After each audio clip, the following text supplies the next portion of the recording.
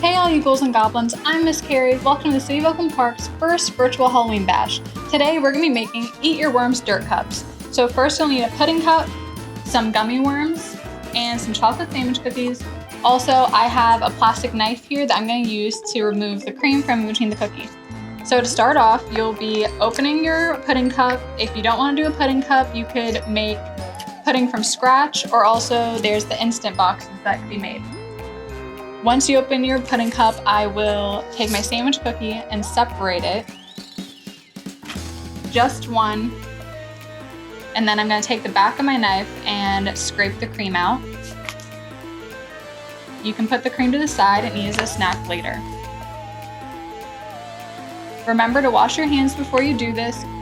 As I did, I'm using my hands to just crumble up the Oreo or whatever cookie you have for the dirt.